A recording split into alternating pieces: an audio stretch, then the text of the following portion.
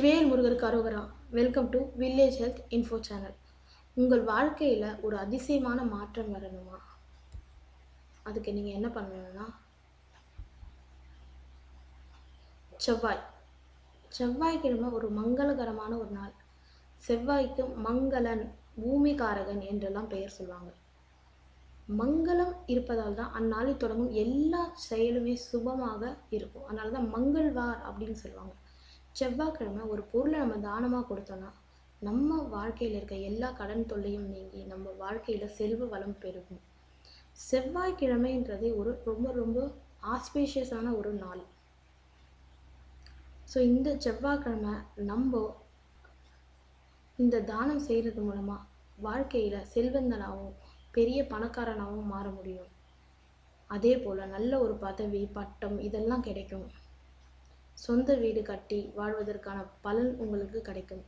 தமிழ் கடவுளான முருகப்பெருமான் செவ்வாய்க்குரியவர். இவரை வணங்கி துவங்கும் எல்லா செயல்களுமே வெற்றியடையும். முருகனை கூப்பிட்டாலே போதும் ஓடி வந்துடுவான். முருகப்பெருமானுக்கு இருக்க மகிமையே அந்த மகிமை.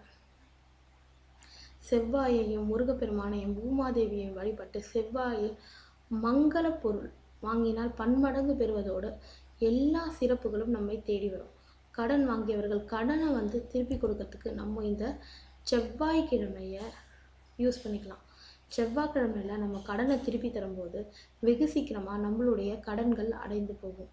வீடு கட்டுவதற்கு செவ்வாய் அன்று பூமி பூஜை செய்வது நல்லது. அதே போல் செவ்வாய்க்கிழமையில் வேறு என்னெல்லாம் செய்யலாம் என்னெல்லாம் செய்யக்கூடாதுன்னா, கண்டிப்பாக செவ்வாய்க்கிழமையில் நம்ம எல்லா கடனையும் திருப்பி கொடுக்க ட்ரை பண்ணணும். பகவான் அந்தகாசுரன் என்ற அரக்கன் சிவனை நோக்கி தவம் இருக்காரு. தவம் வரம் பெற்றான். அதாவது என்ன வரம்னா, ரத்தம் தரையில் விழும்போது அதிலிருந்து 100கணக்கானோர் பிறக்கணும் அப்படின்றது தான் அந்த வரம். அதை கொடுத்த அந்த சிவன் என்ன பண்ணான்னா, அந்த வரம் பெற்ற அரக்கன் சும்மா இருப்பானா, எல்லாரையும் கொடுமைப்படுத்தினான். ஒரு முறை சிவனையே எதிர்த்து என்ன பண்ண ஆரம்பிச்சான், சண்டை போட ஆரம்பிச்சான். பல நாட்கள் இந்த போர் நடந்த சிவனின் உடல் பகுதியிலிருந்து விழுந்த வியர்வை சொட்டுகள் மூலம் பூமி பிளந்து செவ்வாய் உருவானது என்கிறார்கள். அந்தகாசுரனின் இரத்த துளிகளை உள்வாங்கிக் கொண்டதால் செவ்வாய் சிவப்பாக இருக்கிறதுனால செவ்வாய் பகவான்னாலே ஒரு சிகப்பு கலரில் தான் நீங்கள் பார்க்கலாம்.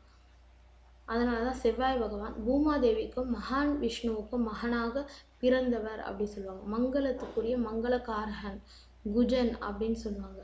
பூ என்றால் பூமி, ஜன் என்றால் பிறந்தவர் அப்படின்னு அர்த்தம். பூமியிலேருந்து பிறந்தவர். ஸோ அதனால தான் இவர் செவ்வாய்க்கிழமை அன்னைக்கு பிறந்த நாள் தான் புனித நாளாக அதை கருதுகிறாங்க. ஸோ அதனால தான் அங்காரகன் செவ்வாயை நம்ம வணங்கி வழிபட்டால் நமக்கு எல்லாமே கிடைச்சிடும். செவ்வாய்க்கிழமை தான் துர்கை அம்மன் லக்ஷ்மிக்கு உரிய நாளாகவே நம்ம சொல்கிறோம். அன்னைக்கு நம்ம நகை வெட்டுறது, முடி வெட்டுறது இதெல்லாம் செய்யவே கூடாது. செஞ்சால் நம்மளோட அதிர்ஷ்டம்லாம் போய் துரதிர்ஷ்டம் தான் நமக்கு வரும். ஷேவிங் கண்டிப்பாக பண்ணக்கூடாது. ஆனால் செவ்வாய்க்கிழமை ஷேவிங் பண்ணால் நமக்கு பயங்கரமான தரித்திரம் தான் வரும். செவ்வாய்க்கிழமை இதெல்லாம் அவாய்ட் பண்ணிடலாம். அதே மாதிரி செவ்வாய்க்கிழமை முடி வெட்டினா நமக்கு நோய் பாதிப்புகள், இரத்தக்காரகன்றனால இரத்த சம்பந்தமான நோய்கள் வர வாய்ப்பு இருக்கனால செவ்வாய்க்கிழமை கண்டிப்பாக முடியை வெட்டக்கூடாது. அதே மாதிரி செவ்வாய்க்கிழமை தான் லக்ஷ்மி நம்மளை தேடி வர ஒரு நல்ல நாள் அப்படின்னு சொல்கிறாங்க.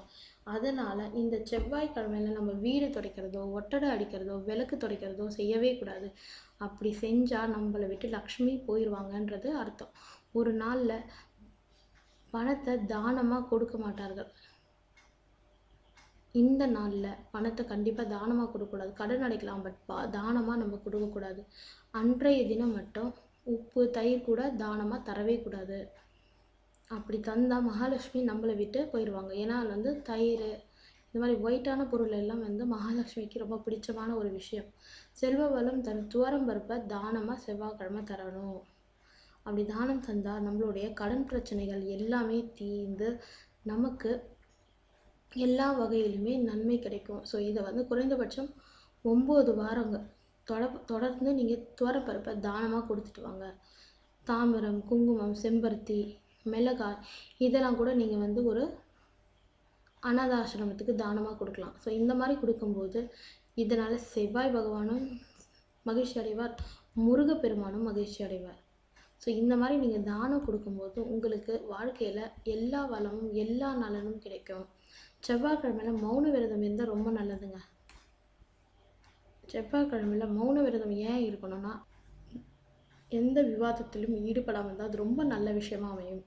அதனால தான் நம்ம கண்டிப்பாக செவ்வாய்க்கிழமையில் எந்த ஒரு வம்புக்கும் போகாமல் மௌன விரதம் இருக்கலாம். அப்படி இல்லைன்னா அமைதியாக இருக்கலாம். எந்த ஒரு ஆர்கியூமெண்ட்ஸ் அந்த மாதிரி ஃபேஸ்க்கே போகக்கூடாது. ஸோ இந்த செவ்வாய்க்கிழமையில் இந்த விஷயங்களை எல்லாம் தவிர்த்து நல்ல விஷயங்களை செய்யும் பொழுது கண்டிப்பாக உங்கள் வாழ்வில் எல்லா நலமும் எல்லா வளமும் கிடைக்கும். உங்களுக்கு எங்கள் சேனல் பிடிச்சிருந்தா லைக் பண்ணுங்கள், ஷேர் பண்ணுங்கள், கமெண்ட் பண்ணுங்கள், சப்ஸ்கிரைப் பண்ணுங்கள். நன்றி.